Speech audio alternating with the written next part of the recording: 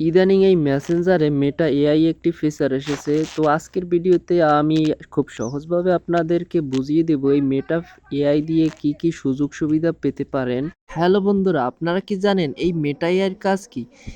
ইদানিং সবার মোবাইলেই অ্যাভেলেবেল হয়ে গেছে এরকমের একটি অপশন এসেছে মেটা এআই নামে। এই মেটা এআইয়ের কাজ কি?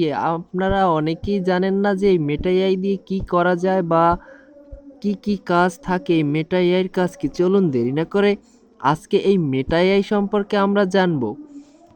তো আপনারা যাদের ফোনে মেটা এআই আসে নাই তারা আমাকে কমেন্ট করে জানাবেন। তো যাদের ফোনে মেটা এআই আসে নাই তারা কি করবেন, তারা প্লে স্টোরে গিয়ে মেসেঞ্জার সার্চ করে ওখান থেকে আপডেট করে নেবেন, তাহলে কিন্তু মেটা এআইটা শো করবে।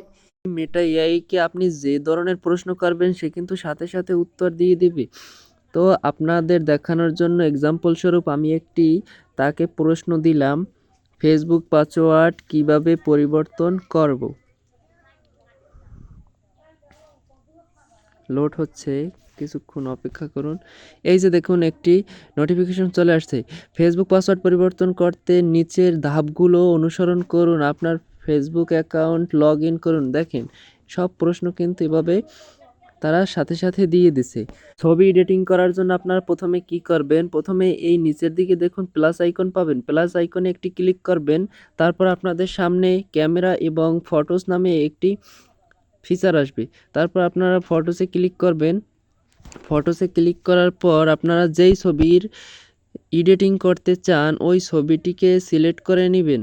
বন্ধুরা, আমরা এক্সাম্পল স্বরূপ মেটা এআইয়ের কাছে একটি বার্তা পাঠাচ্ছি যে এই ছবিটির টি শার্ট এবং গেঞ্জির কালার লাল কালারের করে দাও। দেখুন বন্ধুরা, এই টি শার্টটি কিন্তু লাল কালারের হয়ে গেছে। তো আপনারা খুব সহজেই কিন্তু এই মেটা এআই থেকে অনেক এডিটিং করতে পারবেন। আমরা যদি মেটা এআইয়ের কাছে আবারও প্রশ্ন ছুড়ে দেই যে নদীর পাড়ে কিছু বাচ্চারা খেলা করছে এরকমের, বা সুন্দর নদীর পাড়ে বাচ্চাদের খেলার দৃশ্য, দেখি মেটা এআই আমাদের প্রশ্নের কিভাবে অ্যান্সার করে।